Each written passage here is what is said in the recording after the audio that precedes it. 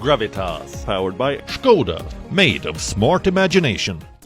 A week before America retreated from Afghanistan, the Taliban made some of these appointments. Some are still being made. They installed loyalists to posts of authority. And you may not have heard of most of these people, but they will be the ones running Afghanistan now. Abdul Baki was made the acting head of higher education. Sadr Ibrahim was named as the acting interior minister. Gul Agha was appointed as the finance minister. Mullah Shireen was made the new governor of Kabul. And Haji Najibullah was appointed as Afghanistan's intelligence chief. I want to focus on one appointment. The Taliban's new intelligence chief, Haji Najibullah, also known as Mullah Najibullah. Who is this man? He's unlike many in the Taliban's ranks. He's not a Pashtun. He's not a core part of the Taliban. He operates a splinter faction. And at one point, he was said to be a serious threat to the Taliban leadership. Then why has Najibullah been made the intelligence chief, and why must you know about him? Here's a report. His name is Mullah Najibullah,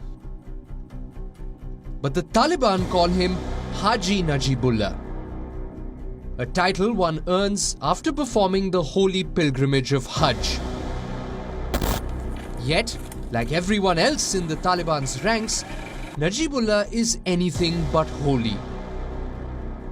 He has a reputation for brutally beheading any prisoner he takes. This story begins in 1994, when Najibullah joined the Taliban at the age of 15. Despite being a non-Pashtun from the Zabul province, he rose through the Taliban's ranks due to his radically imposing personality. By 1997, he was appointed a sub-commander by Taliban leader Mullah Dadullah. Under Dadullah's tutelage, Najibullah carried out several kidnappings and attacks across the country. After the Taliban fell in 2001, Najibullah retreated to his home, the Zabul province, which is strategically located along the Pakistan border. This is when he is said to have come in touch with Pakistan's I.S.I. The Taliban leadership, especially Mullah Dadullah, treated him as a valuable player. He was made the commander of hundreds of suicide bombers and the operational chief of a new insurgent force. When Dadullah died in a 2007 raid, Najibullah took over most of his late mentor's forces. The very next year, Najibullah carried out the high-profile kidnapping of New York Times reporter David Rode. He was held hostage by Najibullah's men in the North Waziristan province. The kidnapping was reportedly carried out with the help of the I.S.I. 4 years later, in 2012, Najibullah left the Taliban. Why? Because they had opened a political office in Qatar.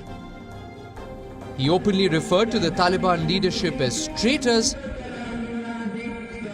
and he formed his own faction, the Fidai Mehez or Sacrifice Front, which in 2013 carried out an unusual suicide attack on the Indian consulate in Jalalabad. Most evidence pointed at the I.S.I's involvement in this attack. This was 8 years back.